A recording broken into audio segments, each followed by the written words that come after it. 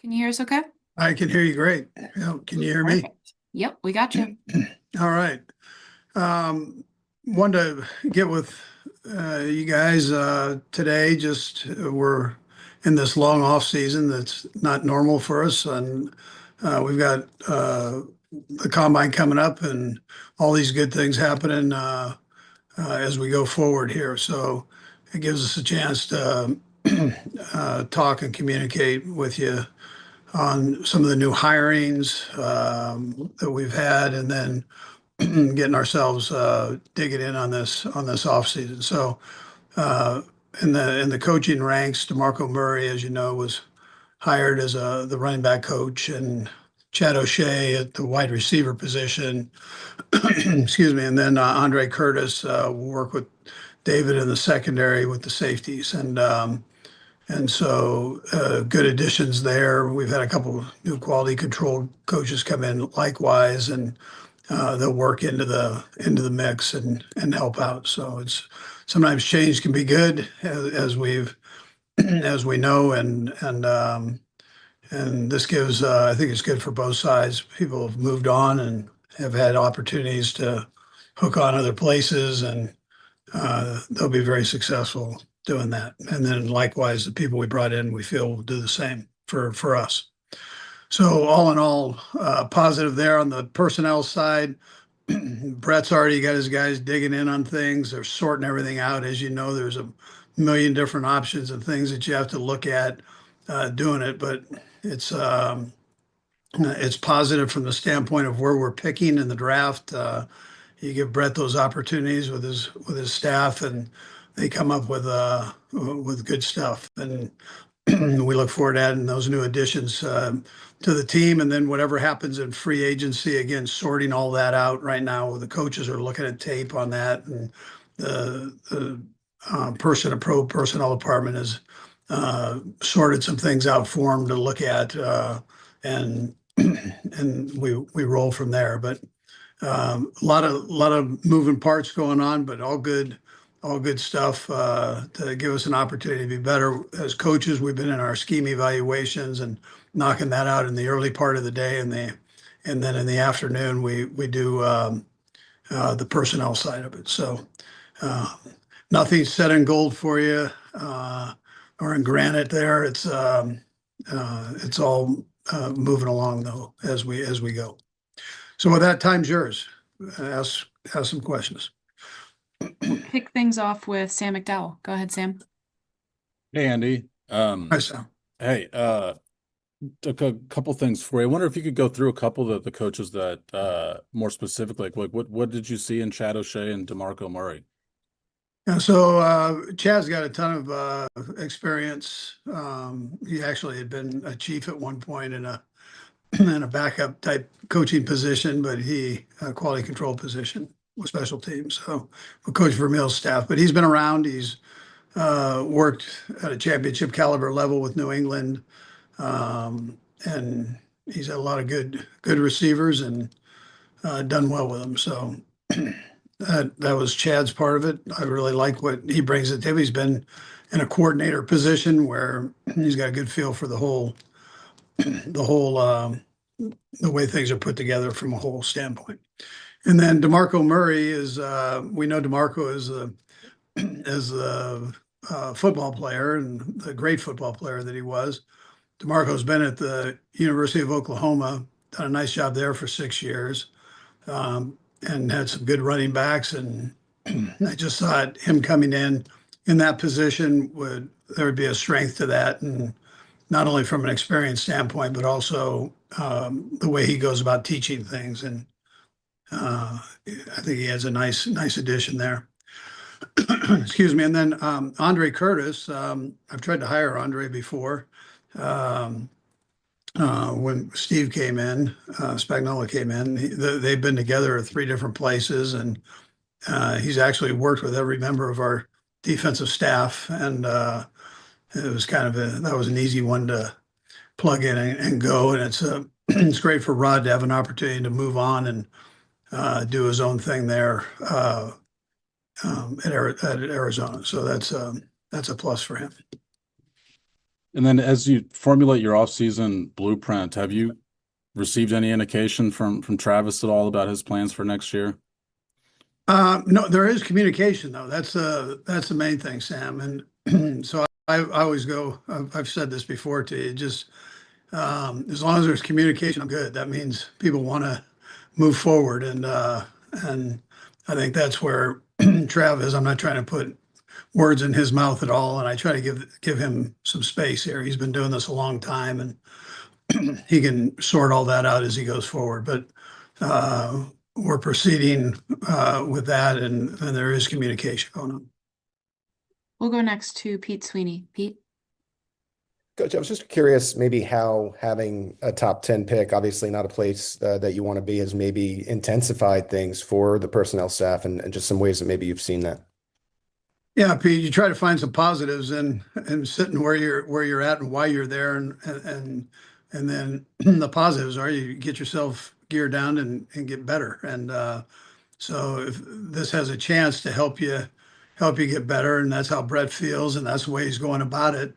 And nobody wants to be picking at ninth, but we are. That's the reality of it. And so you dig in and you put a plan together and go for it the best you can. And he's had his guys in here. They've done a couple lockdowns already where he's had them in for a couple weeks, and they live in that room and go through all these different players. And so, good things normally come out of those meetings, and look forward to how the draft goes. We'll go to Todd Lebo next. Todd? Hey, Coach, a Hi, couple Tom. quick things here.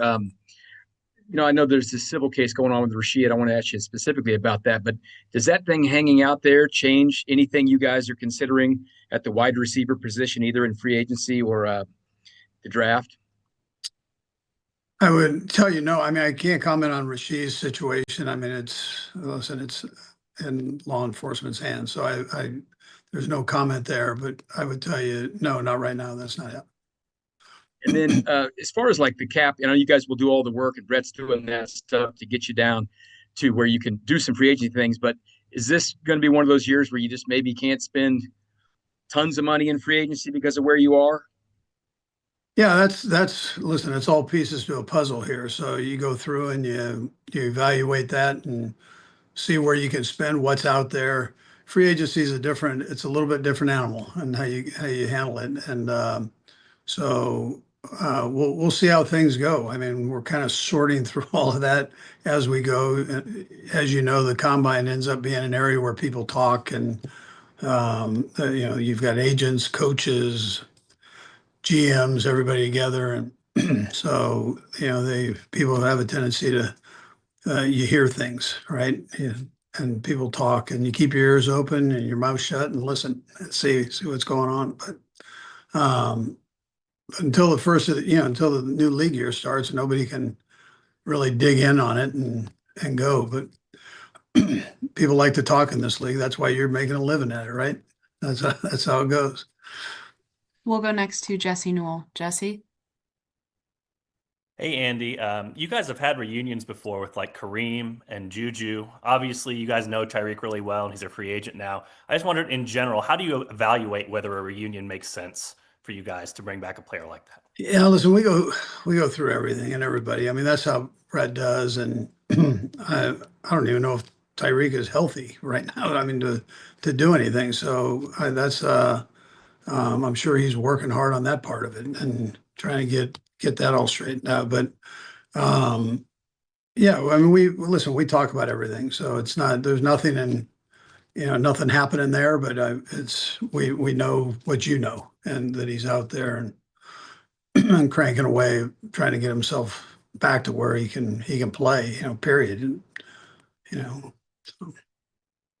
We'll go next to Herbie Tealby. Herbie? Hey, Coach. Good afternoon. How are you? Good, Herbie. Hey, two questions here for you. The first one, I can't help but notice you're not on the media schedule for next week. Is there any reason why you're not going to the combine? I couldn't take you guys any more than this right here, Herbie. I'll tell you, Herbie. I had a little knee procedure done, so I'm I'm on IR for about a second here. Not long. Free agency, what does a player need to have characteristic wise, work ethic wise, not necessarily physically, for them to fit into what you guys have built here? Yeah, you got to come in with the right attitude for sure. And again, that's a big part of this thing. And there is a fit. Literally there's a certain expectation that we've got, and we didn't reach that this past year. So, it's important that we take care of business on from a coaching standpoint, from a organizational standpoint, whether it's personnel or front office, and make sure we keep the expectations high and aggressive, and then make sure we bring in the right people to be able to do that and handle that. And so that's the whole, that's the fit you're talking about. That's what we're working through.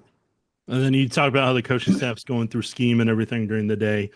For the offensive coaching staff specifically, what is it you're wanting them to kind of lock in on from tape to improve upon? I know you can't give specifics, but what are you kind of wanting them, general theme wise, to kind of improve upon and maybe check out the rest of the league for some wrinkles and everything? Yeah, so we look at everything and everybody. I mean, that's how this league is. Try not to miss anything there.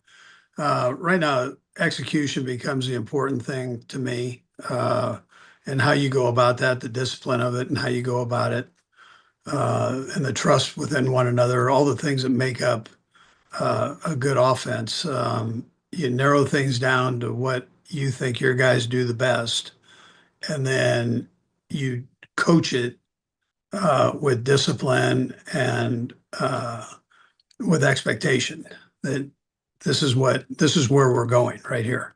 And it's your responsibility as a player to make sure that you're focused in on that. At the same time, the coach has got to give the player direction to get there. So We have time for two more here. We'll go first to Matt Derrick. Matt? Coach, a couple of questions, but one related to what Nick was just asking you there.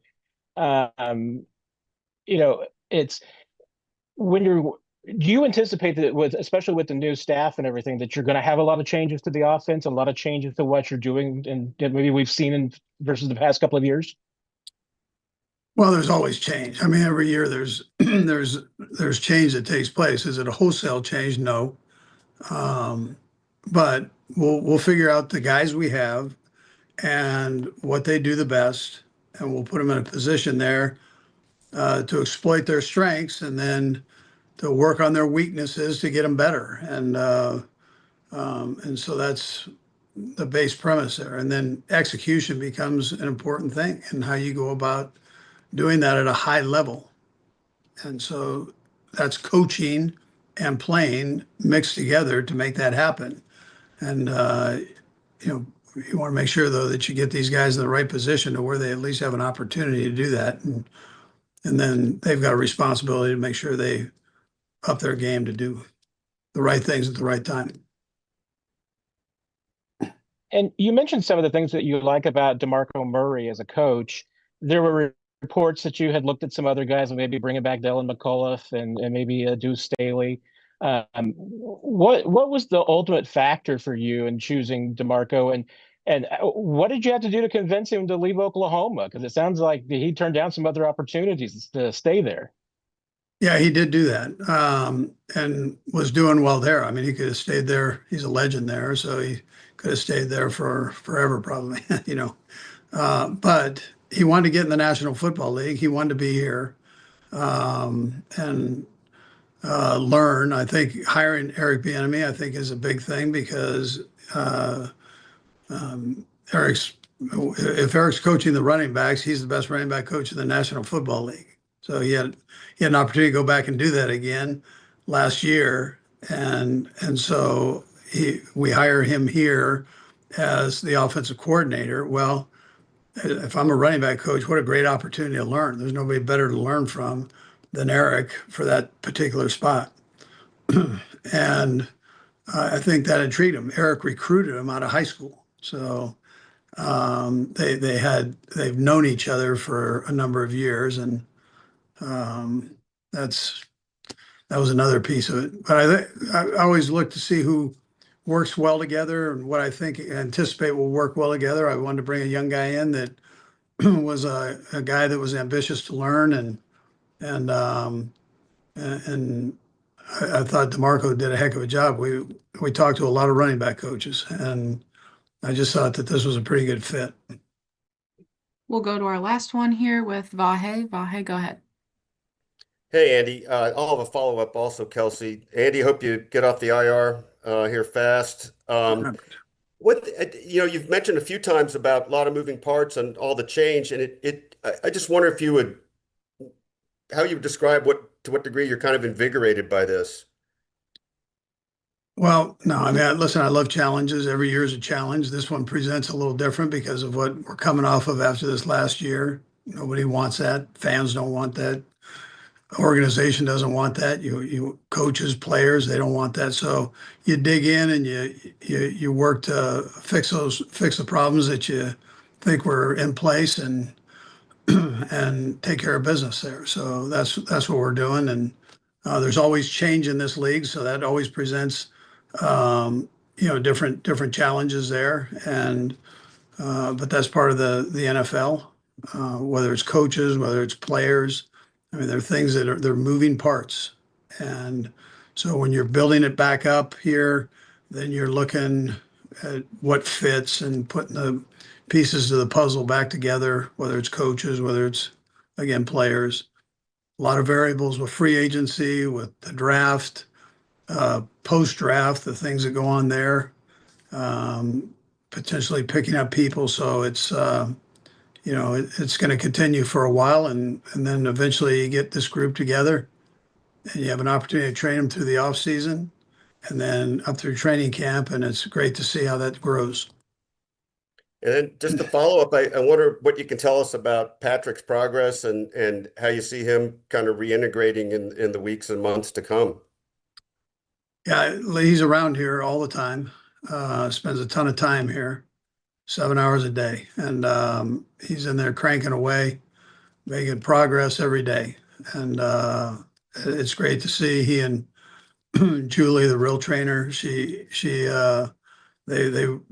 grinds on him and makes sure that he stays on task and challenges him and everything else, and he keeps showing up. So that's about half the battle on these things when you have these injuries, that you show up, and it's not going to be a pleasant thing every day. You got to fight through it, and you got to attack the challenge of the workout and rehab. So he's doing a great job with that. Thank you so much, Coach. We appreciate the time. All right, Kelsey. Thanks.